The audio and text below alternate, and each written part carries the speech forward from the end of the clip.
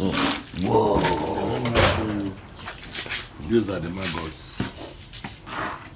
Guys, see the maggots. Whoa. This is huge. Want to see them? So I can feed my fish. Yeah, exactly. So that's what it is. It's not just that trying to sort the maggot. Look at what I'm doing. Look at the insects. Look at the maggot. Look at them. Whoa. Look at them. Guys. Look at them in the bucket. You see them? Look at them. So human beings can eat this too? Yeah. Ha. Wow. Just the way you eat. So guys, we're now going to feed the fish in the fish pond with edible maggots. And human beings can actually eat this. Look at them, look at them. Look at them, look at them.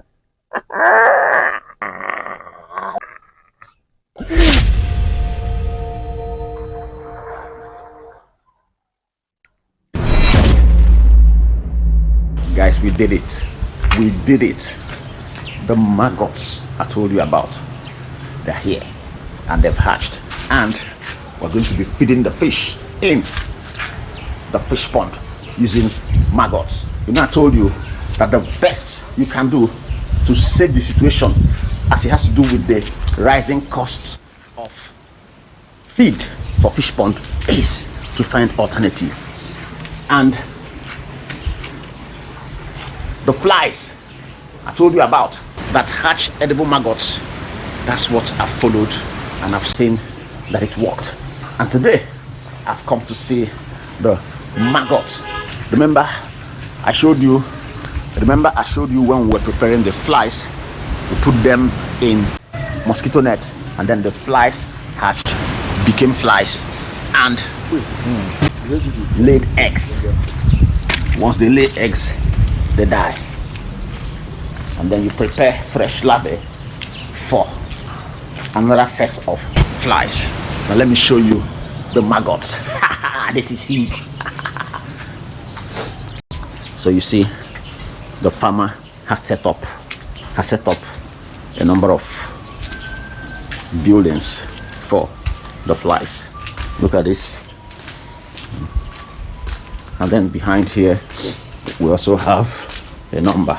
Look at this. Not just for the flies, but for breeding of the maggots. They're going to be done inside all those blocks you're seeing. Within them, just in the middle, you'll find them. Why are they putting these nets? The essence of putting nets is to prevent predators like birds. Birds fly from the sky and they can come and pick the maggots. So you have to use net to protect them. Look at another one being prepared. Look at that. You see, this is where they prepare the maggots. All these things you're seeing, they are wastes that decay, and then the maggots grow inside. All these places will be filled, but you need the net to protect them. So let's see the process. You see all these nets protecting the maggots from birds that come from the sky to pick them, and lizards that could crawl in and pick the flies.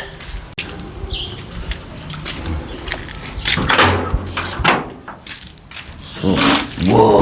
Let me show you. These are the maggots. These are the maggots. They're everywhere. So I'm trying to sieve to get the one I'll feed the fish this morning. Look at them. Look at them. We call them black soldier flies. What do they call it again? Black soldier fly. Black soldier flies. Guys, see the maggots. Whoa! This is huge. I want to sieve them so I can feed my fish this morning. So guys, you see, you have to feed the sieve them, and that's a sieve. So what's the process of sieving them? You have to shake. Huh? to process, sieve, so that the flies will go out. Then I'll get only the maggots inside. When I sieve now, just watch me. Watch what I'm going to do now. These things are flies. These are flies. This is you're seeing is not sand, it's flies. These ones are flies. Flies, okay. That's the waste from the insects. Oh, waste from the insects? Yes, insect waste. So that's what it is. It's not just not fly. It can be used as manure now. Good. Yeah, so it's a sort of manure. It's not just a waste. Trying to sort the maggot from the flies. Flies, that's F-R-A-S-S. Okay, F-R-A-S-S, flies. Flies, insect flies. That's the waste of an insect. That's what it's called, insect flies. Okay. So you don't call it poo-poo. Yeah, it's flies, insect flies. So you are sieving them, you put them in the sieve and then shake the sieve. Yeah. So that the flies will not drop. Drop in there. Look at what I'm doing. Look at the insects. Look at the maggots. Look at them. Whoa, guys. See the maggots, guys. See the maggots. Look at them.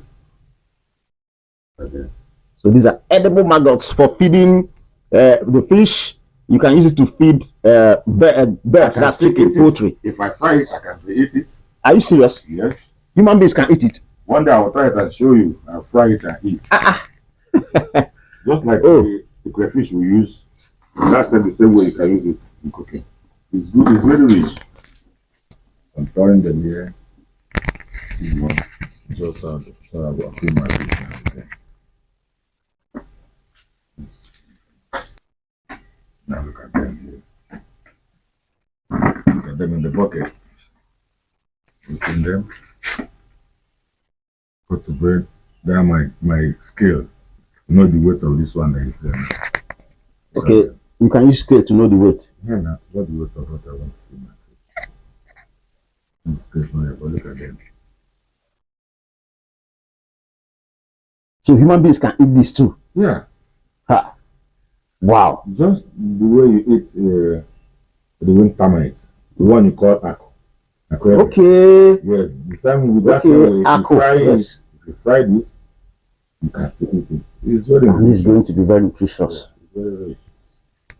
Now let me take some and go and fish the fish so that follow me to see what is okay. So guys, there's something I want to say about this frass, that is the waste that they put the maggots in. It's called PKC, palm kernel cake.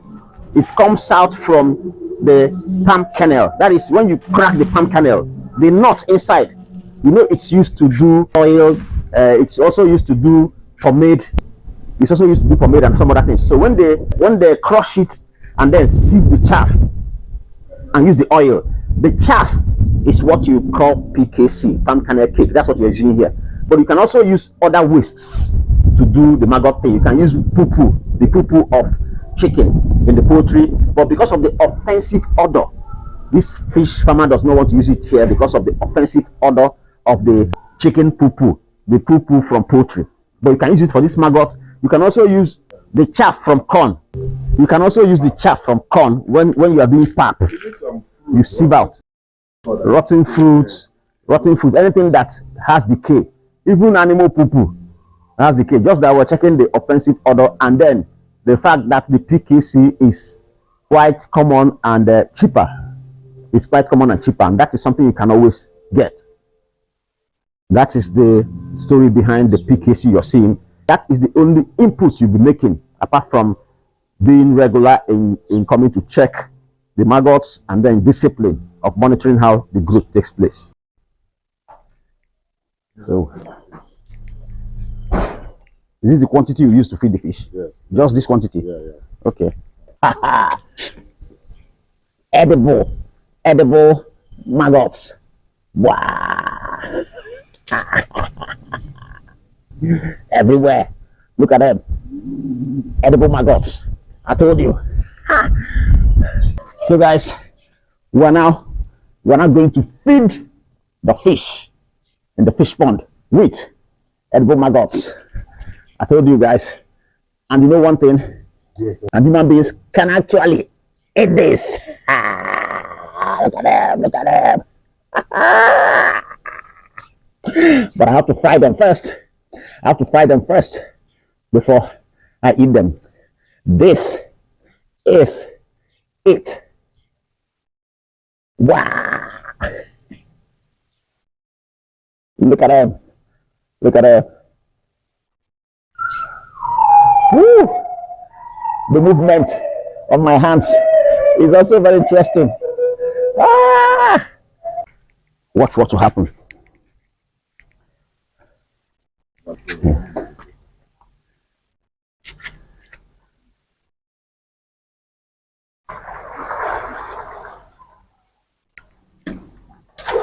They love it.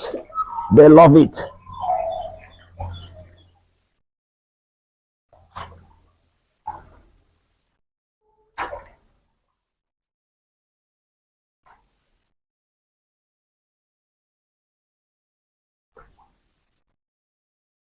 Guys, edible maggots, and these fish are at what stage now?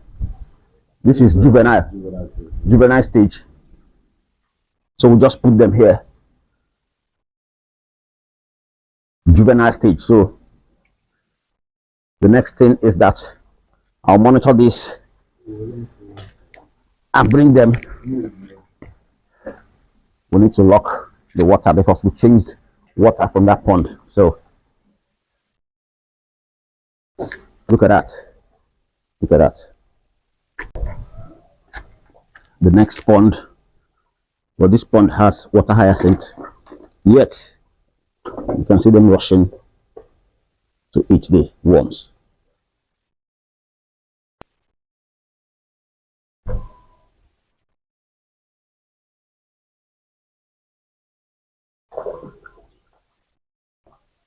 This is huge. The implication now is that this particular pond is having 3 sources of food, 3 sources of nutrition. Now look at this. The first one, the feed, the fish feed you buy. We also put it here, but for now we're doing an experiment to feed the fish here. These are big ones. Those ones are juvenile stage, and these ones are still these fingerlings. Okay, these ones here are fingerlings. Sorry, not jumpers, and not juvenile. These are fingerlings. You can see. So now I was talking about the 3 sources of food for this one. The natural feed, that's the one. The feed, not natural, the feed that we buy in bags. Here, we put them here, but for now we're not using them because we want to feed them for like 3 months only to see the outcome of using the black soldier ants. I mean the maggots from the black soldier ants. Then, number 1, the feed. If you're using water hyacinth, the feed is number 1. Number 2 is the water hyacinth. The water hyacinth, they actually eat the water hyacinth, they nibble on it and then eat small. Apart from that, the water hyacinth attracts food for them. Remember, it's a symbiotic relationship. So the ants that fly, I mean, I've seen soldier ants here, other ants that fly, some come, they lay eggs, the fish eat them too. Number 3 is the maggots that we just put in this pond now. You see, guys, have you seen the fingerlings? They also love it.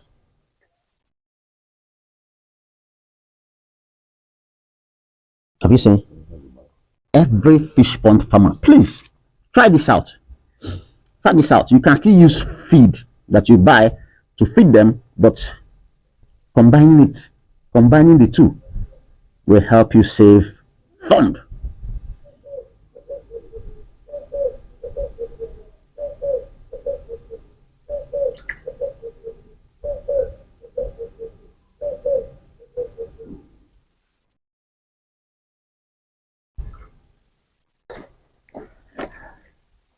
I'm going to do the feeding with edible maggots. And don't forget I told you that you can actually eat this. And that's the stage I'm going to wait for. When to fry and eat. It tastes like those termites that some tribes in Nigeria call them ako. Very proteinous. and very nutritious. So watch me feed the fish. Wow. Let's get the camera close and see, you see they're loving it. They're loving it. Look at that. Look at that.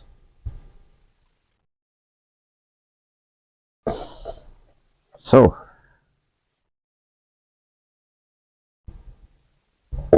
that feeding for the morning done. This is the first. Of course, know that the fingerlings, we have to use this to cover the fingerlings because of the predators. Birds can carry them, they are still small. So use this to cover your fingerlings. When they grow to juvenile stage, you move them. Like we moved these ones here, and then remove the net, and then move the ones here and remove the net. You don't need net. They are the ones that are the juveniles in the other big pond. So this is the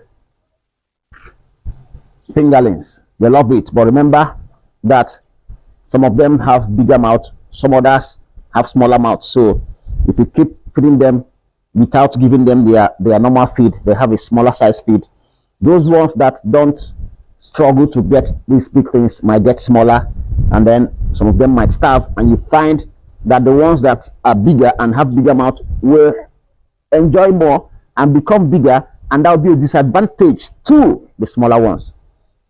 And that is why we still have to keep feeding them with their feed until we sort and remove the big ones, put them in that pond there, put them there, and then leave the smaller ones here once they grow, but as it stands now, as you can see, they are eating them. Even the smaller ones, they can cut the maggots and then eat it. But like I said, the challenge of having others eating it well still existing in the same pond with those that eat it well, those ones will grow bigger than the smaller ones that cannot get the feed. I mean the maggots. So this is it. When they are okay and they are not eating the feed, this is what happens. You see the maggots floating. Have you seen it? But anytime you come and you don't see these maggots again, it means they finished them. So look at that, guys. They are floating because the fish are okay. So they're just picking them one after the other. And of course, don't forget that in every community, there are gluttons. They'll keep eating until food is no longer available. Look at that. Guys, for those that couldn't eat the maggots, I told you. For those that couldn't eat the maggots, I told you about the size challenge. So see, we'll still have to give them. Yeah, You see the feed is 1 mm. 1 mm, very small, very tiny, so it can enter their mouth. So this is it.